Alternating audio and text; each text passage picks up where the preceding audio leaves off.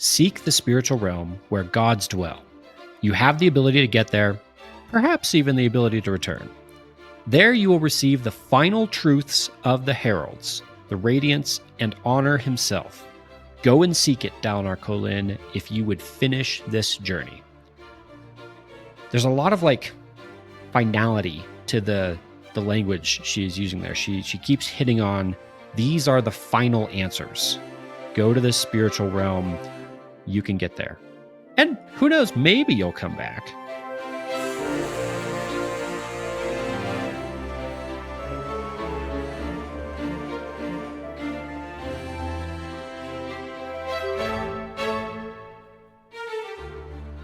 Welcome back to Following Note on the Stormlight podcast. This week is episode 232. Paul, Happy New Year.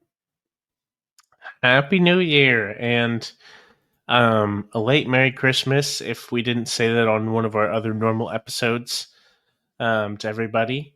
Yeah, excited to... This is the year that we will finish the Stormlight Archive, Era 1. So... very exciting. Hopefully. We're a long ways. Yeah, hopefully within this year we will finish the book. Eliot, how are you?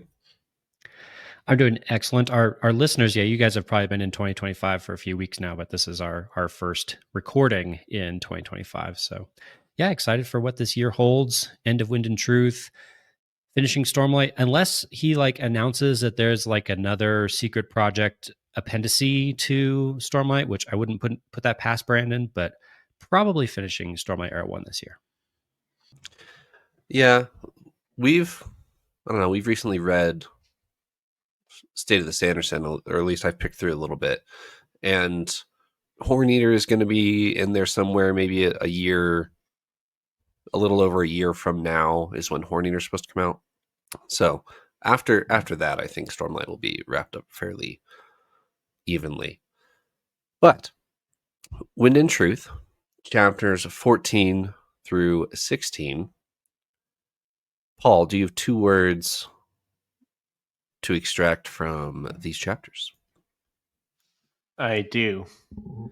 While these do sound funny together, they are separate words, and this is a bit of low-hanging fruit. My 2 words are sleepy time, behavior. Sleepy time is 2 words. Nope, that's 1 word. Unless we're talking about the brand. Where I wrote it, it says I misspelled both words, so there's squiggles under both. So apparently behavior is also not a word, according to my spelling. Why sleepy time behavior? Sleepy time behavior because our opening chapter, we get lots of sleepy time. We get lots of people who are supposed to be asleep and are not asleep. All at the same time. It's actually neat how many characters we go through, POVs we get in that chapter alone. We'll talk about that more in detail. And then behavior, because we get some odd behavior. Yonagon is a character I want to talk about who I thought was interesting, who has the behavior, he's living to be an upright king and an exemplary figure, but he gets up when he's not supposed to and things like that. A change of behavior, the weird behavior of Wit and some of our other characters, etc. What about you, Eliot? My 2 words for chapter 14 through 16 are very, very relatable to the chapters. You're going to know exactly what I'm talking about. It's progression and vessel. And I picked them because, vessel, cultivation shows up. And we get some straight talk from the lady herself about the potential for new vessels. We'll talk about it. Yeah. Progression. I went for progression because mainly Shallan. In this first part of this book so far, I feel like Shallan is making a ton of progress and none at all at the same time. And I'm having a hard time figuring it out. There's some of these moments where she seems to be taking kind of leaps and bounds in her perception of herself, but then at the same time still kind of left asking okay, but what's next? So Shallan's progression. What about the rest of the chapters that didn't make your words? Can we get a brief summary? We've had a request for that to return. So a brief summary of events for Eliot.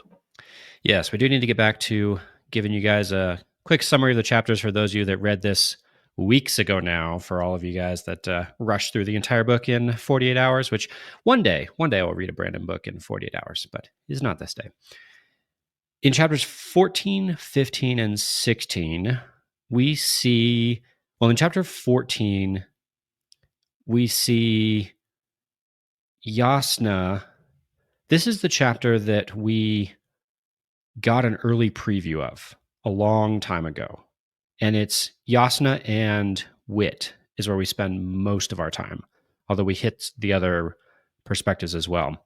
Wit kind of wakes up in the middle of the night, freaking out. He realizes that Odium has pulled one over on him. He's starting to put the pieces together that Odium is different. This is not something that Raze would have done. So he's freaking out. He's like using all the magic systems at the same time. The whole room is shaking. Yasna's freaking out. Yasna was already kind of freaking out, and that she's seemingly doubting her relationship with Wit kind of up until this point. So big scene there with them. We hit a couple other POVs as they're sleeping or not sleeping and get a little bit of their thoughts. Navani is like wandering around the tower, discovering new powers that she has.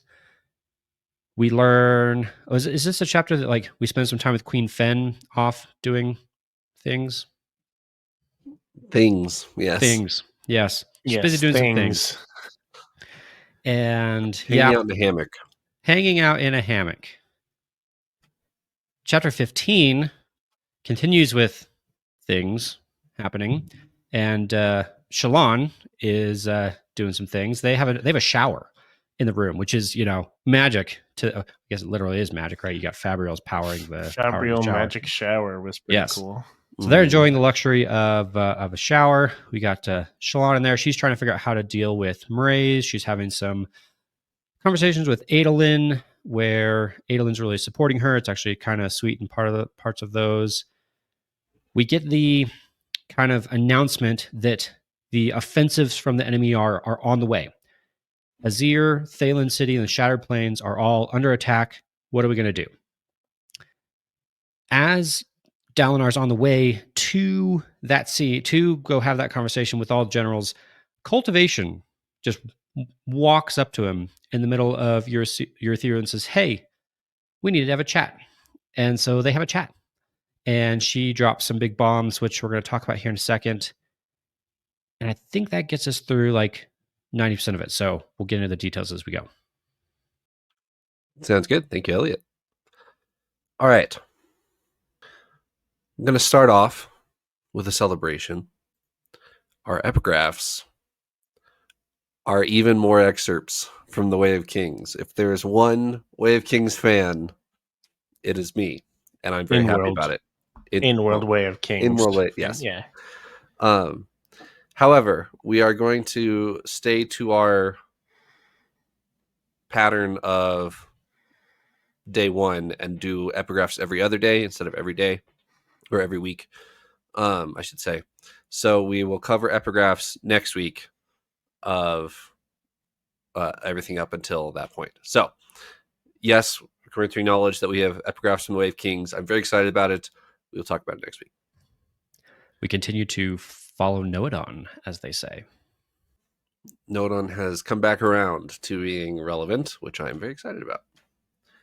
Which, I guess we can mention this. I think it is no coincidence that Kaladin picked up a copy, and now we're going to dive back into the Way of Kings in some detail. I think that's it. I think that's quite interesting. All right. So this Not Asleep chapter, we got the Yasna Wit chapter before, but it either didn't include or was purposely omitted a lot of key details the last time we had it. So Wit wakes up, freaks out that his memories have been altered, and all of that was in the previous version. But a lot of the Yasna I'm really doubting this relationship side was omitted from last time. What did you guys think of the personal side of this chapter before we get into like the heavier implications? Personally, I was much less invested in the personal side. It is neat to see from these characters, to see from Yasna and Wit. Um, However, with Wit specifically, it's it's almost a little bit difficult for me to see into the personal side compared to, let's say, like Adolin and Shallan or other character relationships we have. It's more difficult for me to look into that with Wit on a personal level. I understand he is still a person in the stories, but he's put up as this semi demigod level, almost like an ambiguous level where he's not really a normal character in our stories. That it makes me, for me personally, it was a little bit difficult to.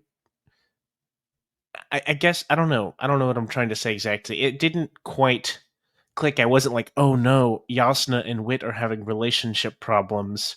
I kind of expected that. I didn't expect the book to close with they live happily ever after. It feels like a lot of summer fling energy with this relationship to me. Just given the characters, I mean, a lot could happen with Yasna's character to change that.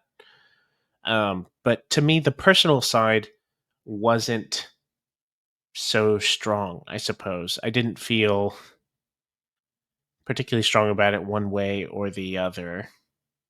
Like I said, it's kind of weird for me, I think, with the personal things with Wit. It just doesn't seem to fit in the story to me personally. Yeah, I was pretty surprised back in Rhythm of War, wherever it was, when it was announced that Yasna and Wit were a couple. I guess I was just kind of stuck with the what is he going to relate to her about? Where's their common ground? Hoyd is not really going to share common ground with a lot of people. Like I don't know that I could kind of point to a character and say, "Oh yeah, that's a good partner for Hoyd." He's told us he's 10,000 years old. He's operating on kind of this level of that no one else is on. Who who can go toe to toe with that? Not many people that we've seen. You could probably date a fused. He except for the fact that they're all crazy. But yes, True. maybe. There's I mean, Venli, right? Sort of. I could see it. Lashly. Yeah, Leshwi. There we go. Now we're cooking. Yeah, I'd be surprised if this relationship lasted. I think Yasna would be on the same page as me right now. I don't have strong feelings about it either way. If Yasna and Wit stay together, whatever. But Yasna joining a couple like world hoppy stories after Wind and Truth, that could be fun, but I don't think that will happen. I think Yasna's on Roshar for the duration. For me, it felt like the effort to put into this romantic relationship is almost. I'm trying to choose my word carefully. The word that's popping into my head right now is misused. I don't know if that's fully fair, but uh, there's more relationships and things I'm invested in, such as Adolin and Shallan. Like, if something happens to their relationship, I feel like that would be a large deal. Not to brag, but I did get to attend their wedding at the World Hopper Ball, so I guess I have a bit more personal investment, which makes sense. Um, but that's something that's been leading into for a long time, and like Eliot said, I was a little bit surprised that this came up in uh, Rhythm of War, that they had a relationship going on, and yeah, it just seems a bit funny. I'm wondering if how it will play out. It could play out into something much nicer, but right now I'm just a bit finicky on it overall. So I didn't pay too much attention to it. The memory altering side of this section, we've actually talked about this before when we had Christian on from Lost in Roshar. Is that the chapter I we think so. covered? Yes. And we were all wondering, okay, when is Wit gonna figure this out? Like, he gets the acknowledgement of I've lost 3 minutes and 20 some seconds of memory. Side note, I was entertaining the fact of trying to figure out some secret code of that amount of time means something. Like, what does 3 minutes and 23 seconds mean? I did not go down that rabbit hole. But at the time, we were all wondering, okay, so he understands he's been, what's the word I'm looking for?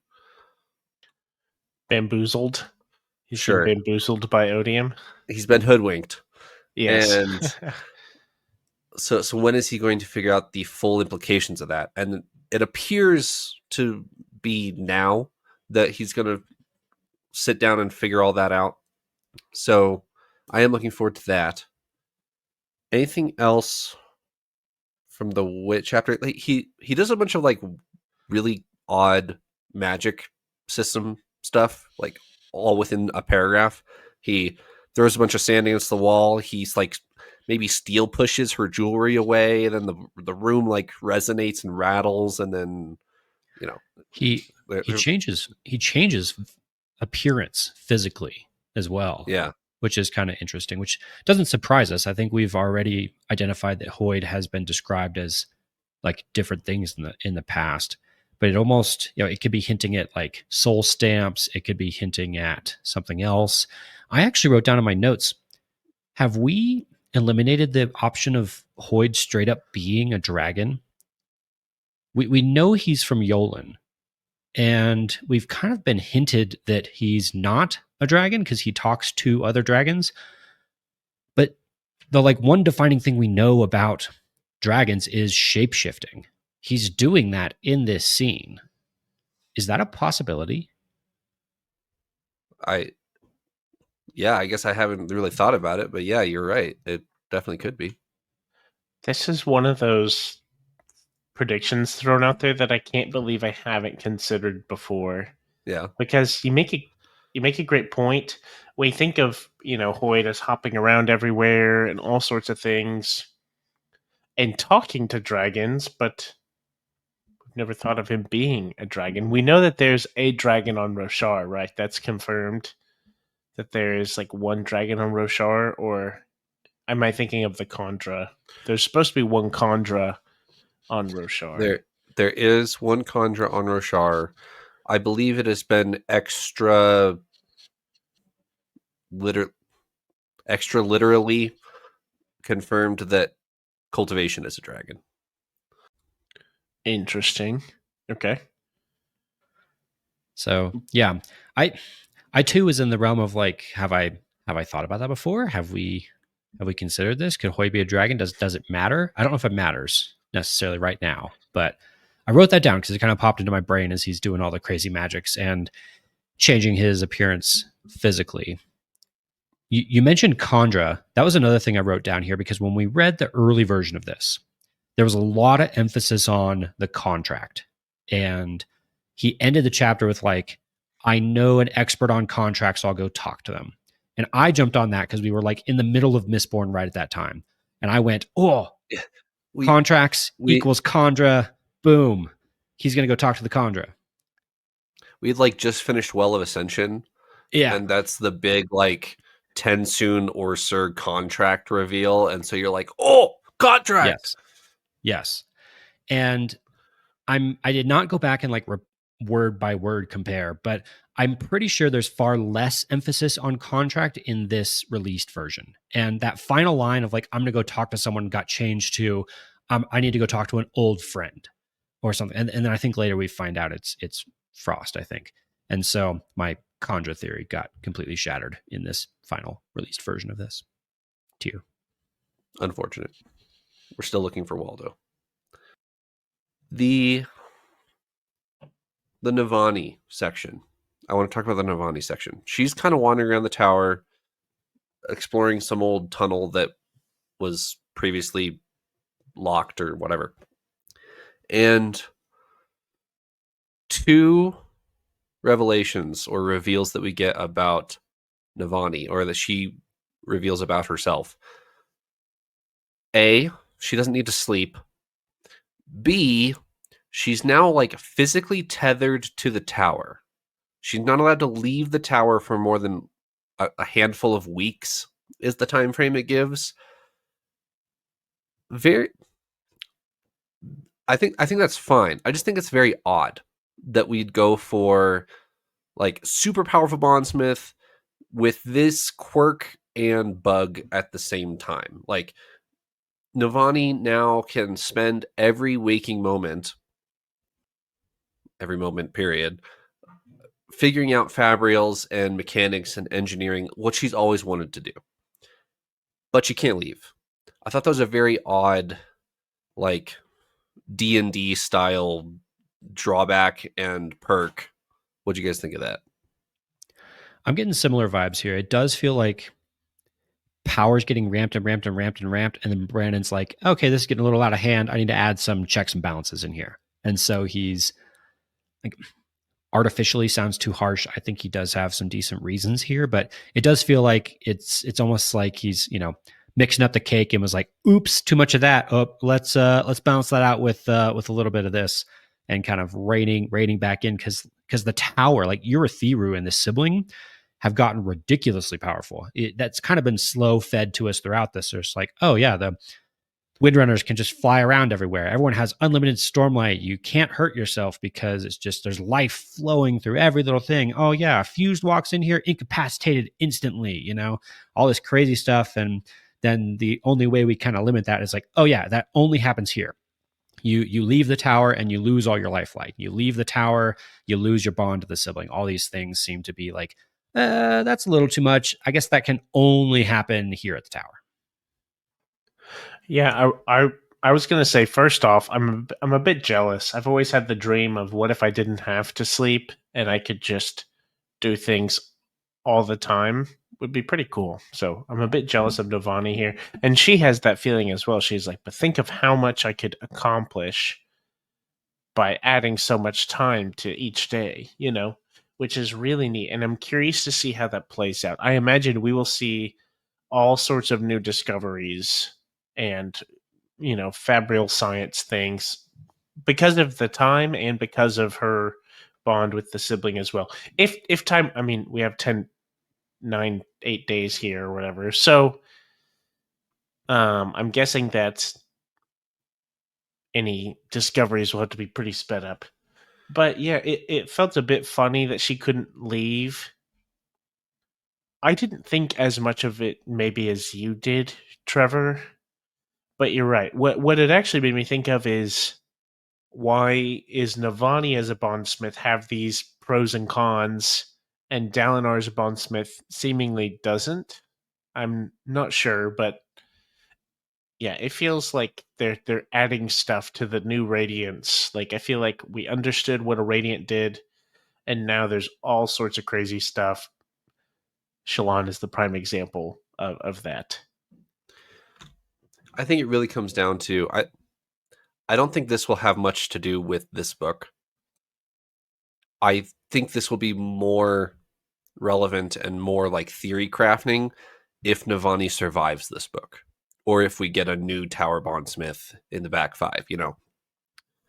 What's the technology jump from Stormlight Era 1 to Stormlight Era 2 if Navani's been sitting in the tower for 25 years just doing engineering for 25 years straight? That would explain a huge technology jump from Stormlight Era 1 to Stormlight Era 2. But that's a big if, since we just maybe 10 chapters ago established that Kaladin is now the inheritor of the crown, behind Dalinar and then Navani. So because Navani is in that contract, I think the odds that Navani survives this book has gone way down, not up. So I think it's really interesting if Navani survives this book, what she can come up with behind the scenes when we're gone.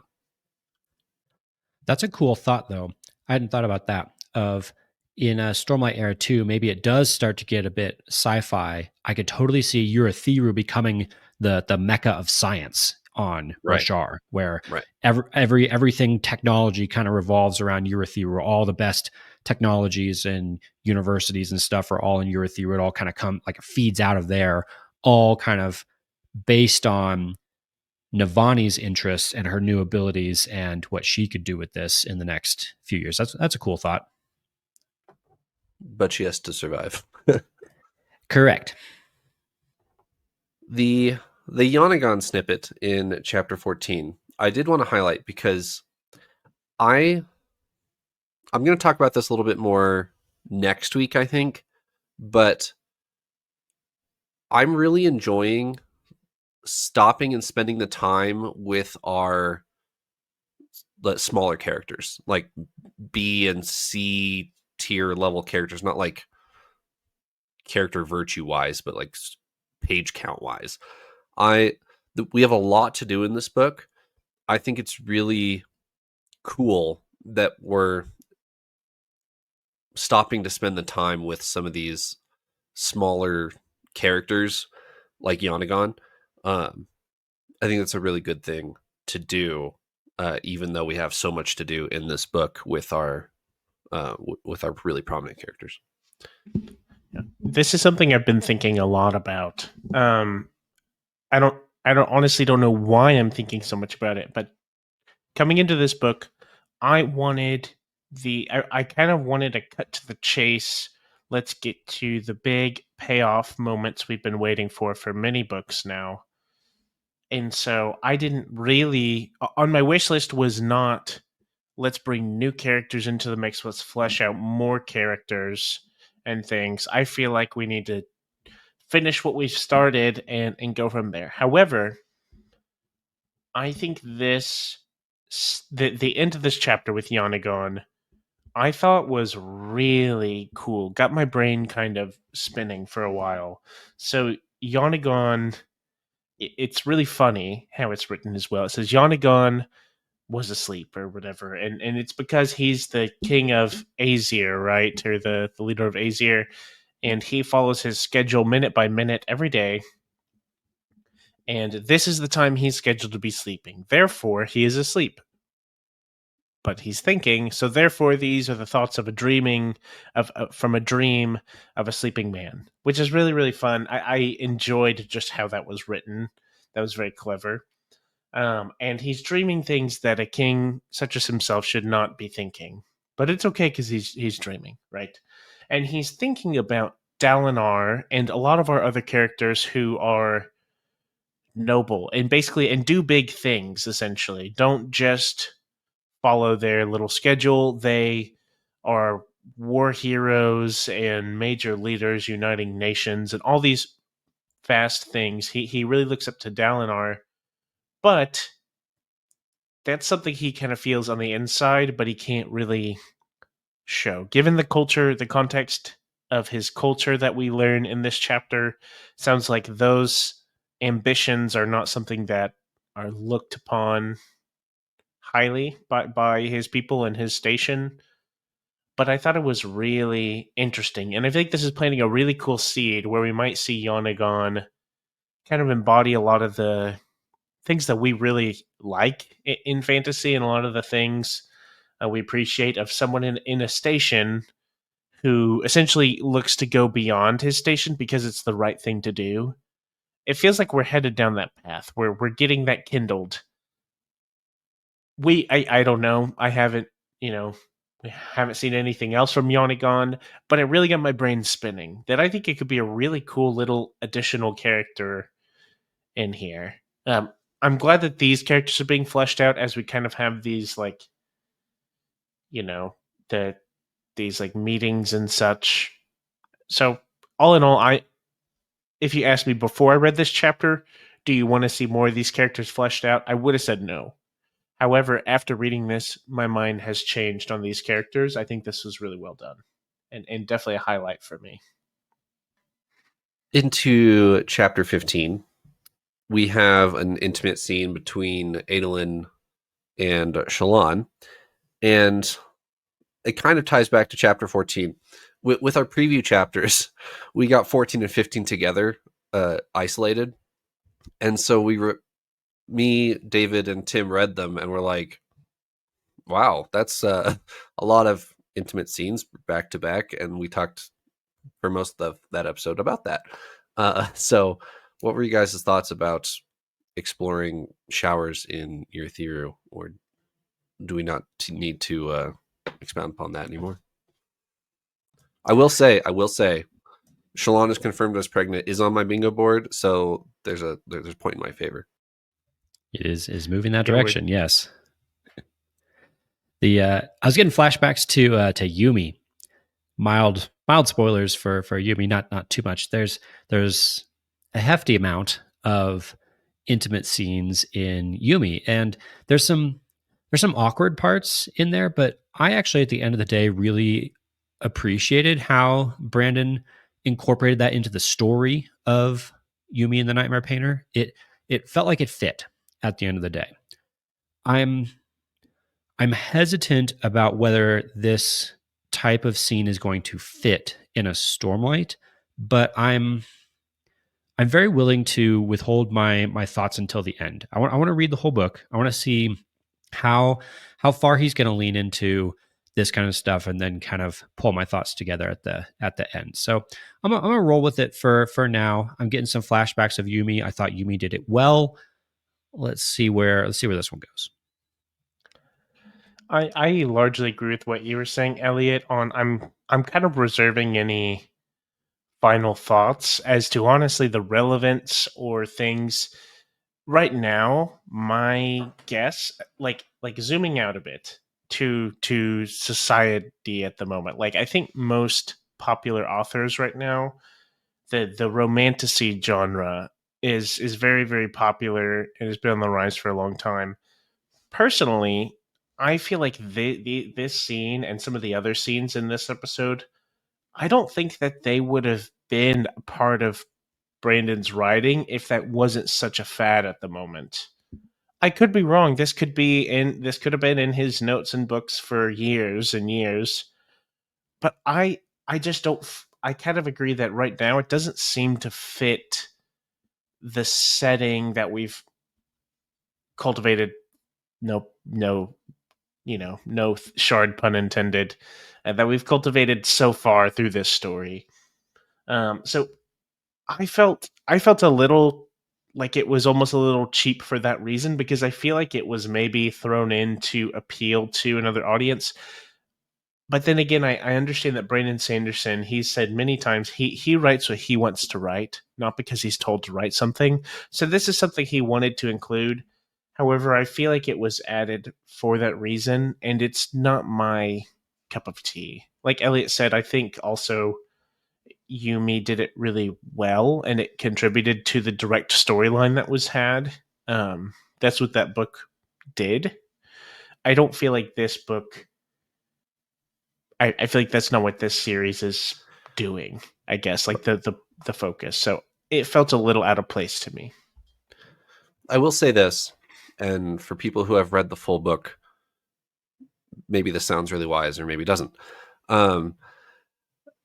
I think it is important to. I think there is a place to establish and make important that Shalon and Adolin specifically have a healthy, intimate, loving relationship. Like establish that at the beginning of this book, so that into this book, if they get separated or one of them dies or something happens, then there is a full emotional swing. Because up until this point, the Adolin Shalon like marriage relationship has not been super explored. So I think establishing the fact that they are on the same page, they're husband and wife, they love each other, like that, I think that is very important to establish, depending on where these two characters go. Also got to say along those lines, the dialogue between the two of them that's in these scenes is actually really good. There's a lot of really good, tender, romantic moments that it could have been had whether they had clothes on or not. But the words they're saying are actually a really great dive into exactly what you're talking about there, Trevor, of that marriage relationship, that love that they have for each other, especially the way Adolin is really pouring into and lifting up Shallan. There's multiple moments in this chapter and the next that kind of bridges into the next where Shallan is starting to think, am I okay? Can I do this? Adolin is with me. He's seen all my flaws and he still wants me. He still loves me. I think Shallan is starting to view herself differently because of Adolin. And these are some of the scenes where we get to explore that a little bit. That's what I was kind of going at with my progression word, is it feels like she's really starting to have a healthier view of herself because of the love that Adolin has for her, which that I do think is really cool. That's true. The last thought that I have on it is this scene. Like I said, I'm withholding judgment till later on because you make a great point, Trevor, that this could very well set up their relationship further, and we understand and see their closeness in case anything happens. That's definitely going to be very sad if anything happens to them. Like I said before, I wasn't particularly invested in Wit and Yasna's relationship, but if something happens to Shallan and Adolin, I'll be sad. Like I'll be very sad about that. That'll definitely elicit an emotional response. I think these are far better, and I anticipate more payoff than, let's say, like the Syl stuff in the past that we've read in this book. So, yeah. There's one other thing in chapter 15 that I wanted to talk about. It's after the Shallan section. We go into, I believe it's Dalinar's point of view. And actually, there's a funny part in that Dalinar section where somebody screams out, "Quadruple the guards." And I laughed out loud as I was reading it because it was a long time ago. I don't remember who it was or what even the name of the video was, but I watched a YouTube video that did a deep dive on anytime anyone shouts out "double the guards" in a movie or a fantasy setting, like what actually that entails. Because if you have day shift of guards and night shift of guards and off shift of guards, and you probably want to give those guys like vacation every once in a while, so you really kind of have to have like 4 full shifts of guards. So if you double, now you have to have like another shift of guards. You're bringing in maybe 2. Quadrupling the guards is like, now we're up to like 8 shifts of guards that Dalinar must have in order to be able to do. Anyway, I laughed a bit when that came up. That's not the one thing that I wanted to get you guys' opinion on. The thing I actually want to get your opinion on is in this scene, Gavor walks by with his like nurse, and it's kind of a throwaway mention, just an offhand comment. Oh, Gavinor's having nightmares again. I'm taking him to the garden or something so that he'll feel better. Is that of note that Gavinor's having nightmares? Remember, is a huge part of Rhythm of War, right? Kaladin was having nightmares for chapters and chapters and chapters. And now Gavor is having nightmares? Like, do you remember why Kaladin's having nightmares? Well, it was Moash, right? Like directly. Yeah, it was an infiltration of Odium and Moash to try to get to Kaladin. Ooh. Ooh. Like, talk me off a cliff here. Is Gavor now receiving the attack nightmares that Kaladin was? Until proven otherwise, I'd say yes, because there's nothing else that we could point to be like, oh, he must be having nightmares about this or that. It's got to be direct infiltration at this time. It's also really interesting that the tower, if that is what that is, that the tower didn't fix that. We've seen the tower have radiation powers against fused and void light powers. When the towers turn back on, Moash's pain returns to him, and Moash is actually like forcibly expelled from the tower, and all the fused fall unconscious or whatever. That's really interesting that if Gavor is getting the odium treatment, why the tower wouldn't solve that. That's very interesting. Well, and maybe some answers to questions like that would be coming down to connection. Is there like a special connection that Gavor has that is allowing access or influence of some kind? Do Do you think Elikar's wife had more involvement there? Like, what Potentially. when we found Gavor, he was what, 3, I think, or 3 or 4 in the Kholinar Palace, and Yep. he's being abused by Voidspren or something like that. I wonder if that has more ramifications. Yeah. That's what I was going to bring up. Was he's been in close contact with the Unmade, at least. So I could certainly believe that there's been some connection, capital C connection, established. I'd imagine that if that's the case, which I think we're right. This is a pretty good theory that I feel pretty confident on. I think that would be revealed in the future. I wonder if we'll see from we might get. I don't know how that'd be revealed. What What if we'll if have a little tidbit of a Gavor flashback? I look at the eyes of a child or something, but I don't what know. if this is necessary actually? We've been throwing theories out a lot for a long time. I think a lot of people have about, oh, Gavor could be Odium's champion and all the like problems of that. I've always struggled actually a little bit with Odium being able to just like pick a name. Just be able to say, that guy, he's my champ. Like, why? Can you even do that?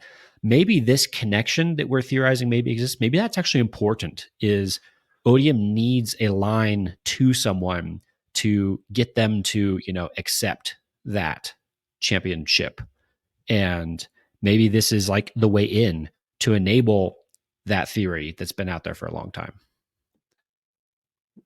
Oh man, let me throw this. Oh, what did Dalinar just promise to do? Oh no. Dalinar. Oh no. Dalinar promises, "Oh yeah, we'll play swords later. We'll you wanted me to play with you. We can do that later." What if Gavor doesn't even know he's the champion? Oh. What if Taravangian is like, "Yo, come up to the tower with me, and you can play swords with Dalinar Say the tomorrow." words, Gavinor. Say, "I will fight you." And Yeah. Gavinor, "Sure, I'll fight you, Grampy." Oh man. Oh man, he does Yikes. say tomorrow at least, right? We'll play swords tomorrow or Yes. later. Does he say later? He I says, think that's important. well, that is important. Dalinar specifically promised that he'd play swords with him tomorrow. So day 3. Okay. Okay, So, that gives me a little semblance of hope. If but not, then that's a crushing blow from Sanderson. no, but what it still is, because what if Dalinar can't fulfill that? What if he doesn't follow through on tomorrow and he pushes it off till tomorrow, and stuff like that? And so then what if somebody comes by and says, "Oh, I can promise you quality time with Dalinar in 3 days from now," that type of thing. Ooh man. I could see the last the last words before. I could see the last words before, like at the end of day 9, going into day 10, Gavin being like, "What about now?" and him being like, "We'll play swords tomorrow," or something like that, and then everyone is like, "What? Oh, No!" I could fully see that happening, man. See, these are the details that it's really helpful because we come together, we talk, we plan, we connive, we predict. But also, I didn't need to think about this. Not yet. We've got several days between now and then. man. Yeah. Now I'm thinking about that, but there's a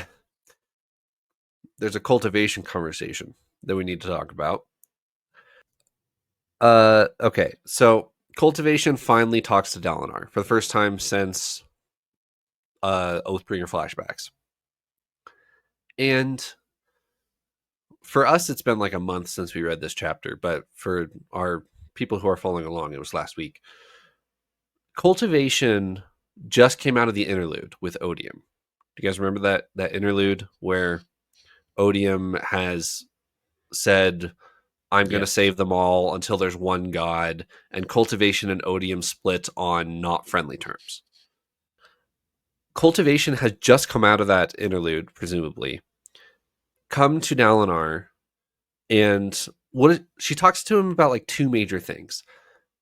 Honor is not shattered, or it's I don't know if she says that in in full words. She's more like says, honor needs a host or a vessel.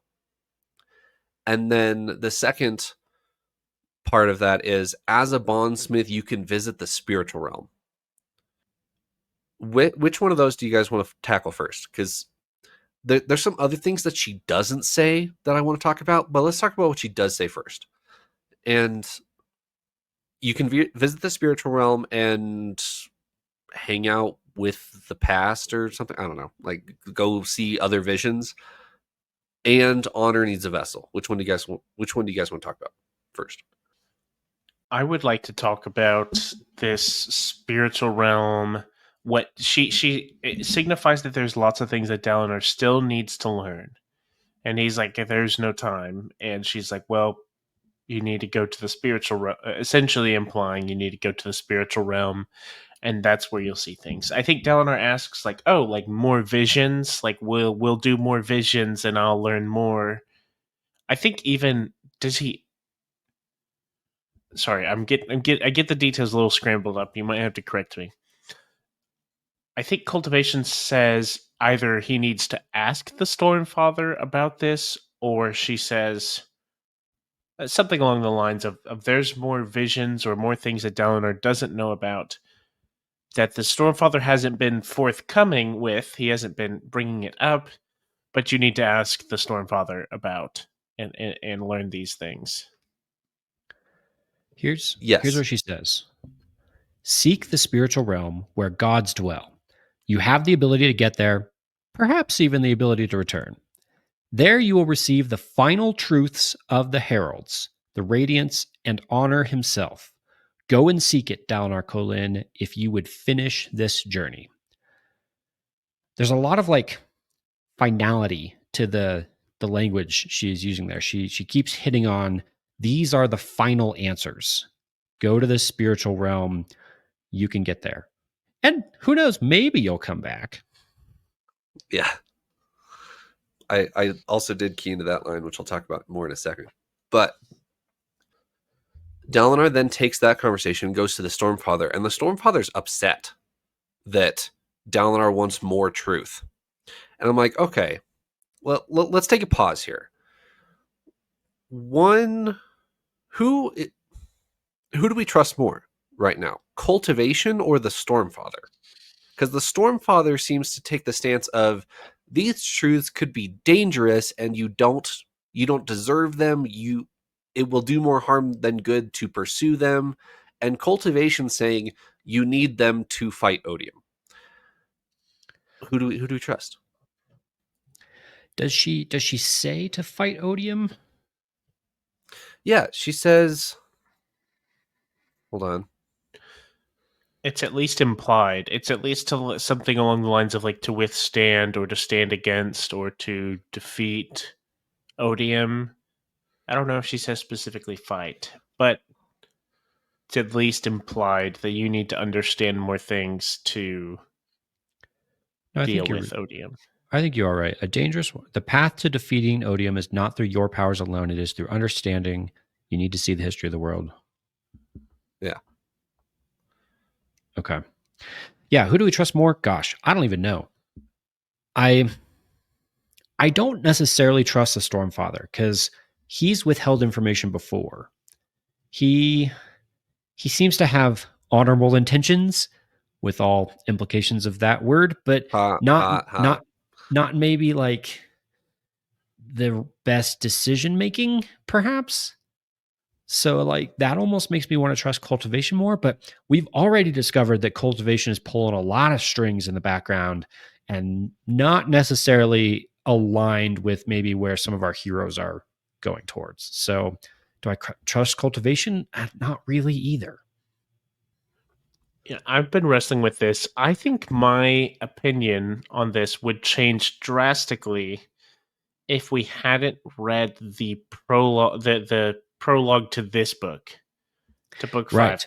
Yes. With the drafts and with the final copy, there's a lot of conversation that we had about this potentially being a storm faker out there.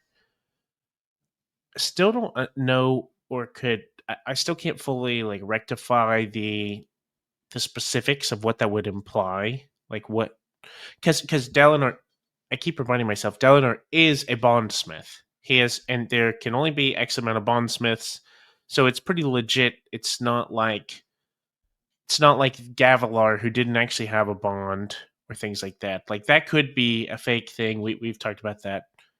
Not the discussion for now, but that discussion we've had previously, alongside this, makes me lean towards the side of we should trust Cultivation over the Stormfather because Cultivation's position, being a shard, understanding Odium better, understanding the situation better. Well- I've grown wary with the Stormfather, and I don't know if that's right. Maybe I'm being misled.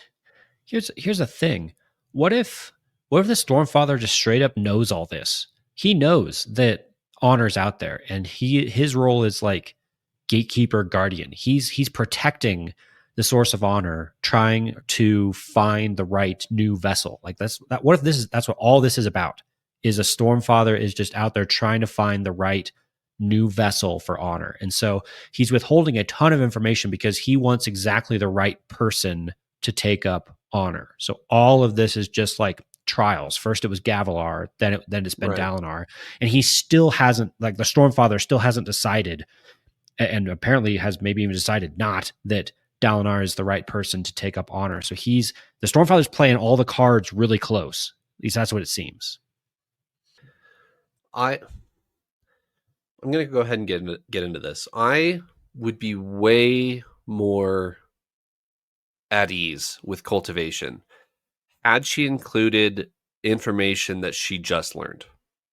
She just learned that, well, she knows that Taravangian is Odium, and she explicitly does not inform him of that. That is really, really relevant information that Dalinar needs to know, and she doesn't tell him that. She doesn't tell him that. True. And I'm like, okay, literally, why not? Dalinar's sitting there begging for more information, and Cultivation says, go to the spiritual realm, you might even be able to return. Cultivation just got the reveal that Odium's plan is to have there be but one god. Now, I think Cultivation's main motivator now is to is against Odium, because Odium has now explicitly said, I'm either going to kill you or absorb you or, whatever, or banish you. The contest of champions has nothing to... From Cultivation's point of view, the contest of champions does not do anything. The contest of champions keeps Odium on Roshar either way, win or lose, right? The one outcome here that I think Cultivation is now going for is the contest of champions is nullified. I think she's trying to nullify the contest. That way Odium leaves, is what Cultivation is going for here. I think this might be a trap.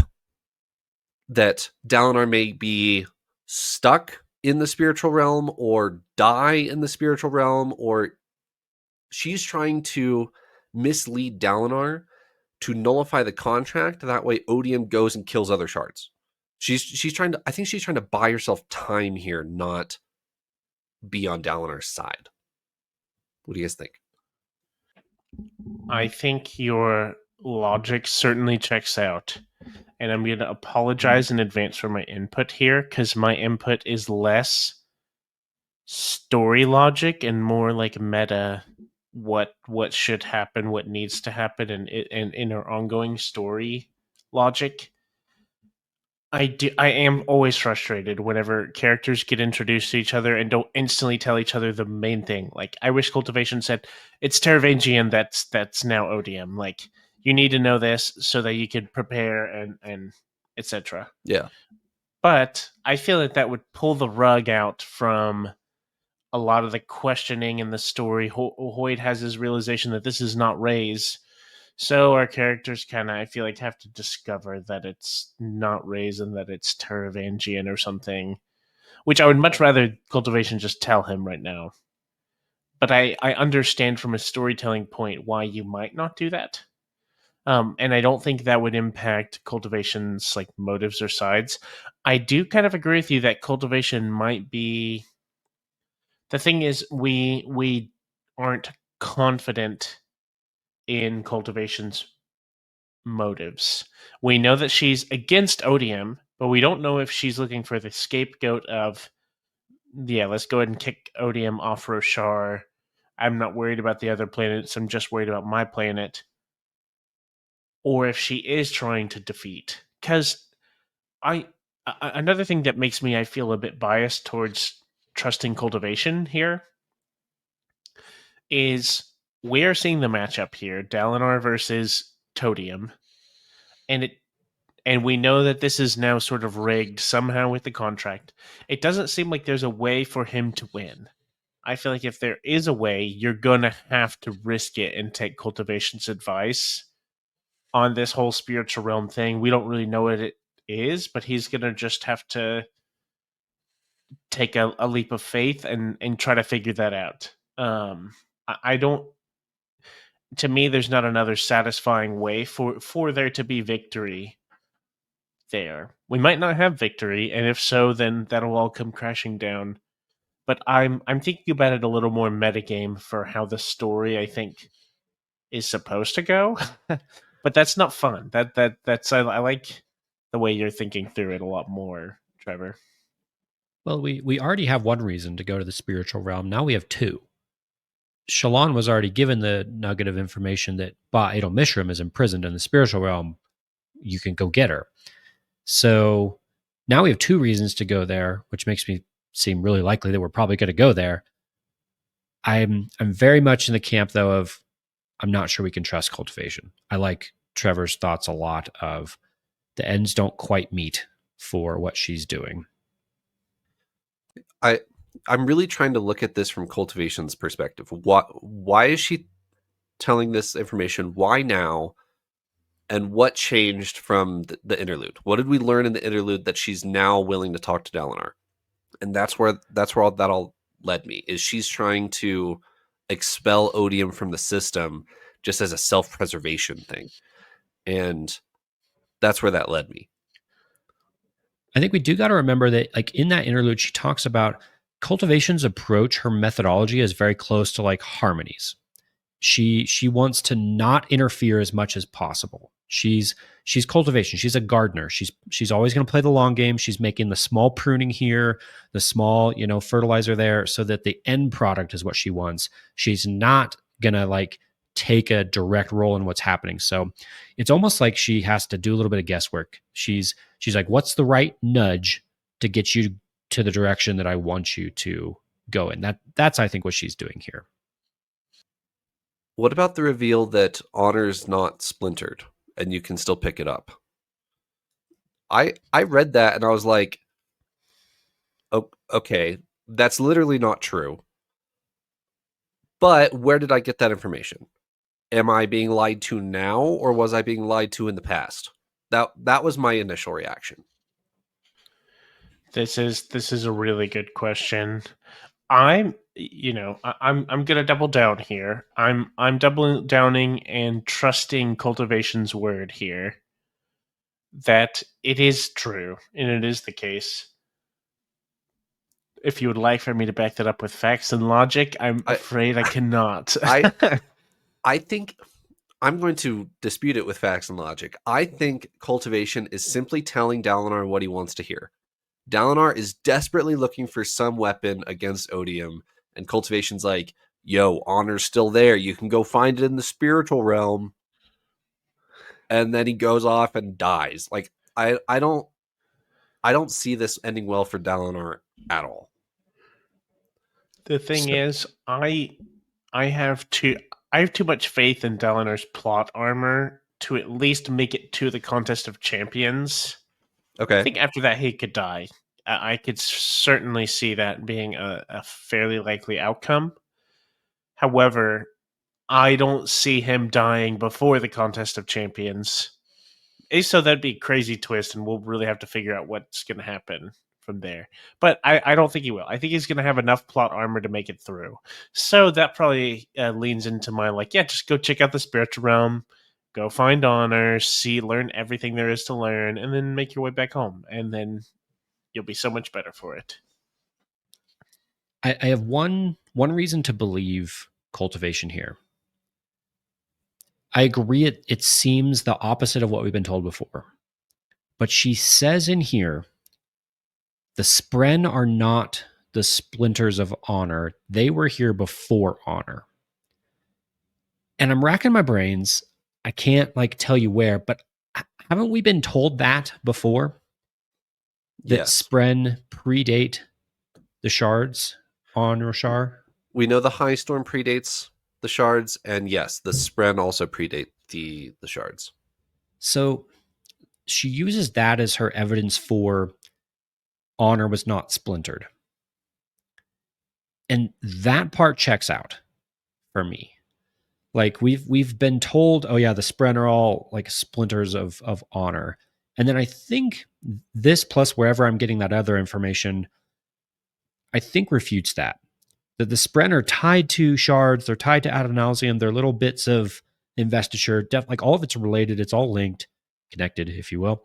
And but that bit of information maybe makes this feasible. That she's right, and that honor is still out there waiting for a vessel. I'm inclined to believe this. Wake up, sheeple.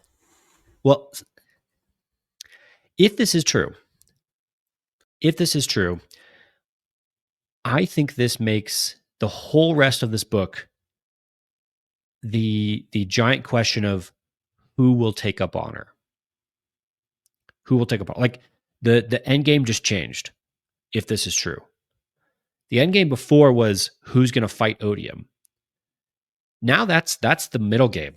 That's the median. That's the middle of the book. End of book.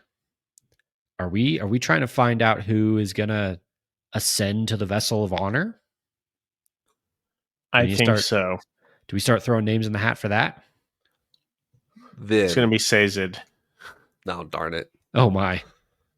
Paul beat me to the joke. Yeah. Do we want to? Go ahead, Eliot. I'll wait. Very briefly, I'll throw out my other joke, but semi-serious. We'll see what the heck happens in this book. Maybe Gavor will pick up the Shard of Honor. That's my prediction right now. Anyways, you can go say something legitimate now, Eliot.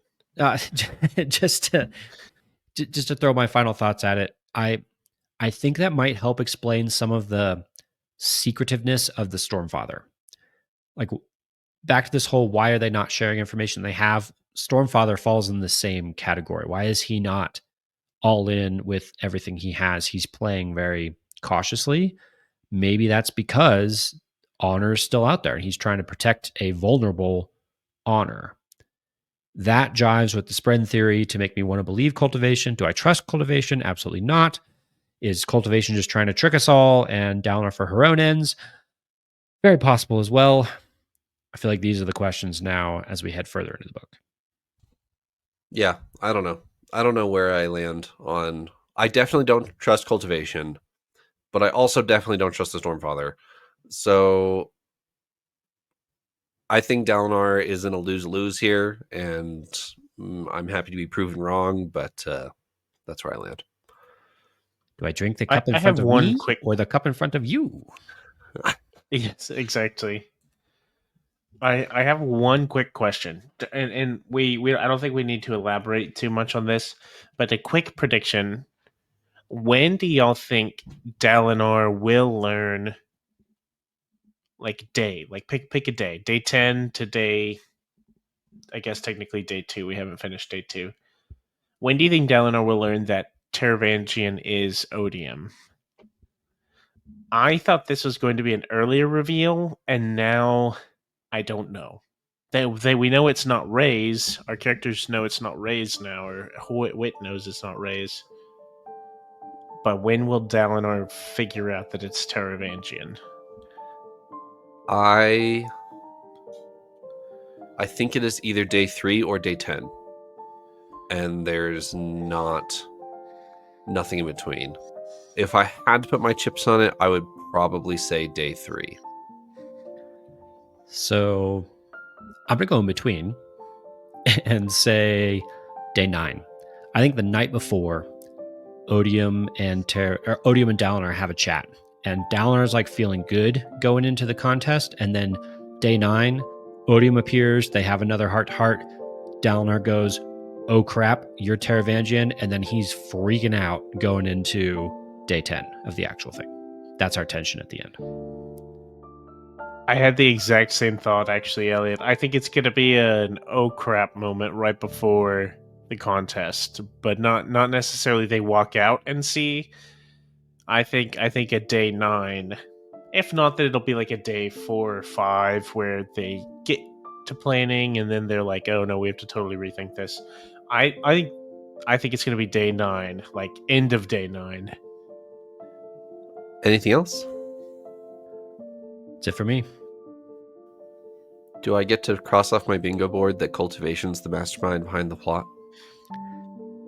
I was checking on my bingo board as we were going, and I peeked at yours as well. I think so. I think that was confirmed in the interlude that Cultivation is doing all the things and that she's masterminded this whole Odium thing. So we're there in my mind. It will depend on how Dalinar handles this. I will save. First of all, I had read these chapters when I pulled that section on my bingo card, so that's a little bit of cheating. So I will wait to see what Dalinar does with said information, and then I will cross it off. All right, let's reconvene next week. Thanks for joining me, Paul and Eliot. See ya. Sayonara.